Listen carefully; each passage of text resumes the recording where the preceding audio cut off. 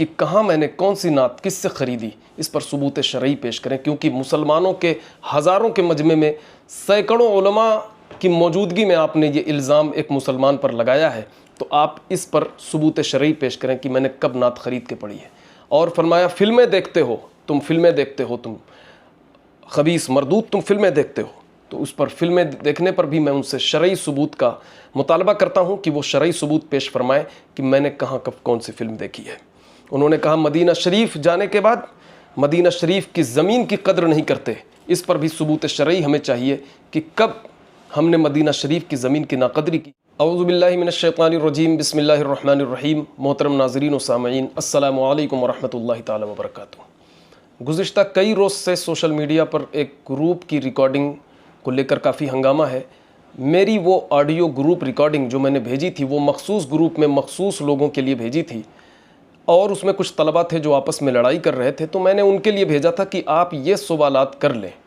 यानी हुजूर मुफ्ती शहरयार साहब क़िबला ने जो भी नाज़ेबा कलिमात मिंबर रसूल पर जो बोले हैं या बोलते हैं, उनके हवाले से था कि क्या इन कलिमात का मिंबर रसूल पर बोलना दुरुस्त है, क्या मिंबर रसूल पर ये कलिमात, ये नाज़ेबा अल्फाज इस्तेमाल किए जा सकते हैं।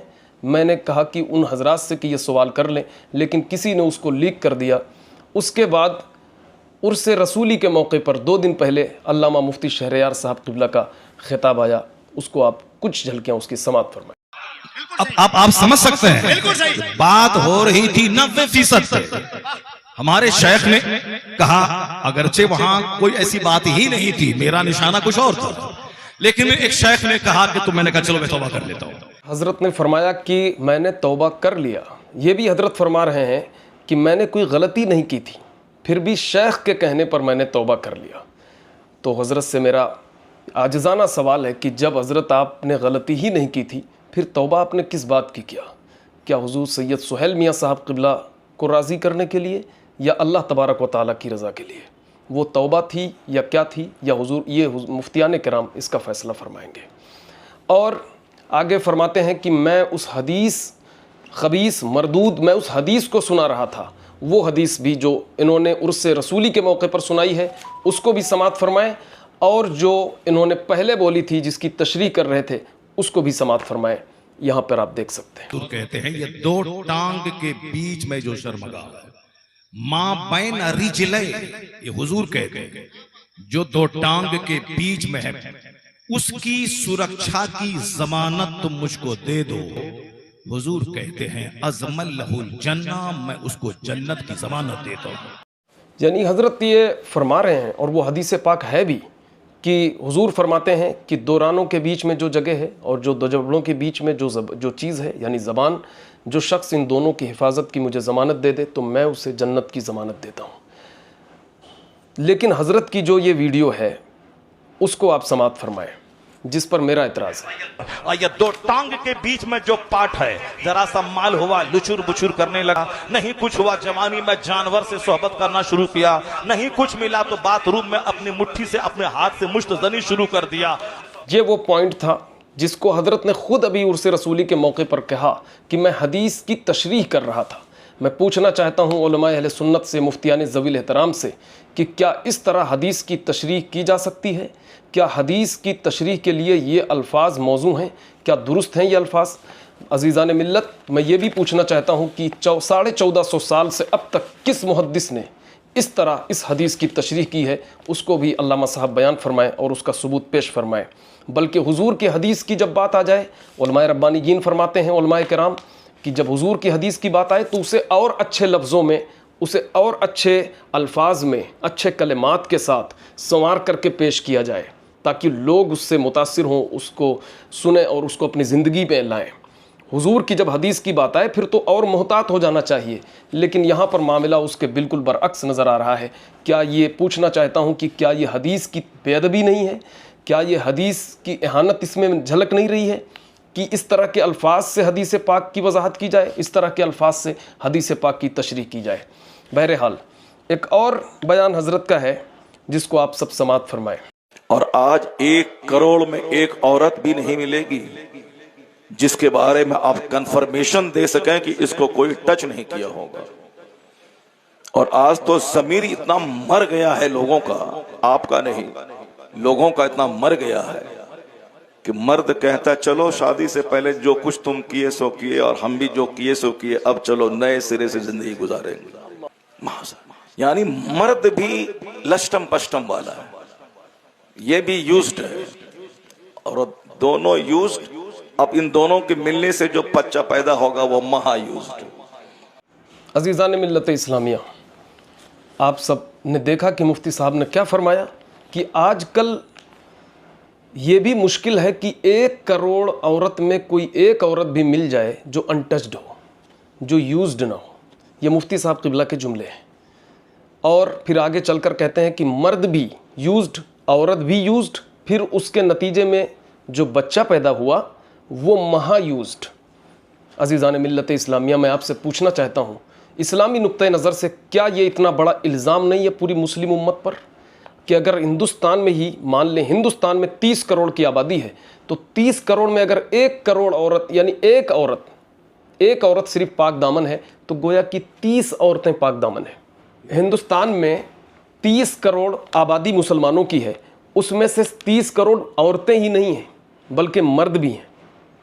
यानी 15 करोड़ मर्द हैं, 15 करोड़ औरतें हैं। अगर ये मान लिया जाए तो यानी कि 15 मर्द और 15 औरतें ही इस वक्त हैं जो अनटच्ड हैं, जो यूज्ड नहीं है। बाकी सब जो है वो टच्ड हैं, जो वो यूज्ड हैं। ये कौन सी सर्वे टीम है, ये कहाँ का जो है वो रिसर्च है अल्लामा साहब का, ये तो अल्लामा साहब ही बता सकते हैं।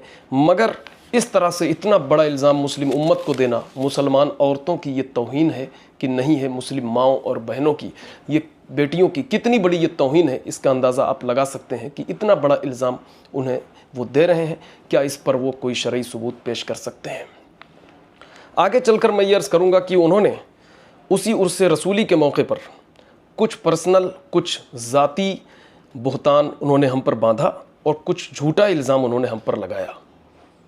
उसकी भी कुछ झलकियाँ समात फरमाएं। आप दूसरों से कलाम खरीद के पढ़ने वाला और न जाने कैसी कैसी हरकतें करने वाला, मैं इस जाहिल अल्लाह की बात मानूं, मैं इस गुटखा खोर, तो तुम तो देखते हो फिल्में, तुम तो देखते हो व्हाट्सएप, तुम तो चलाते हो यूट्यूब 24 घंटे, जो मदीना शरीफ जाने के बाद भी मदीना की जमीन की कदर ना करें।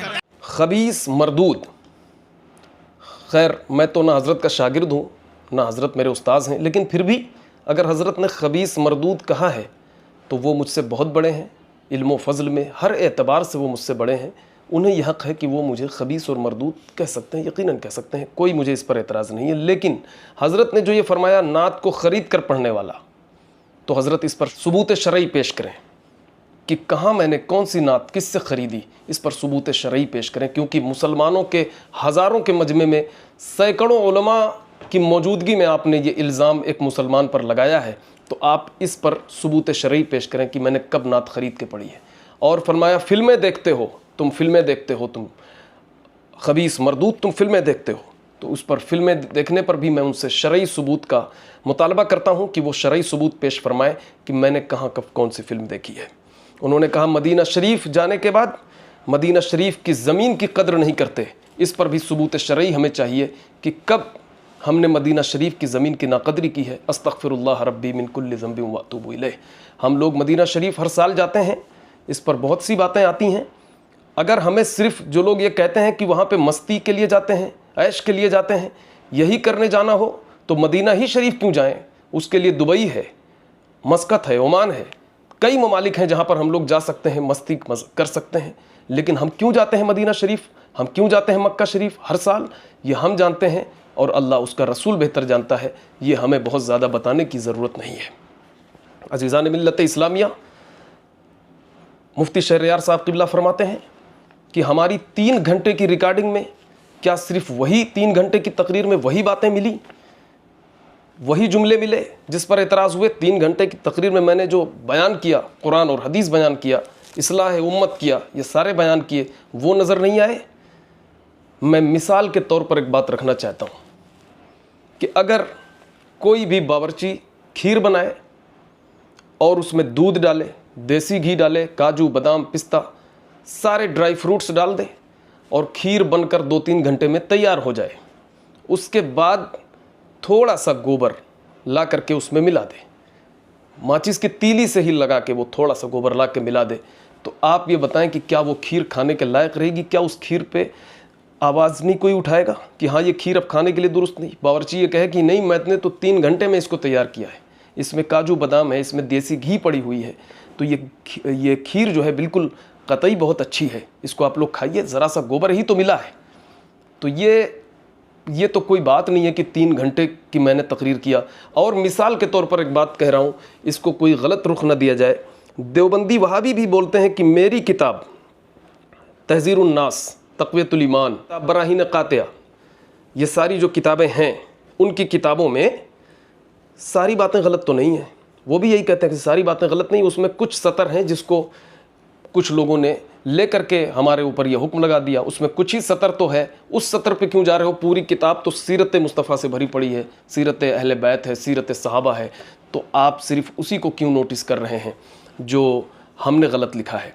अज़ीज़ान मिल्लत इस्लामिया, ये मैंने मिसाल के तौर पर बात कही है।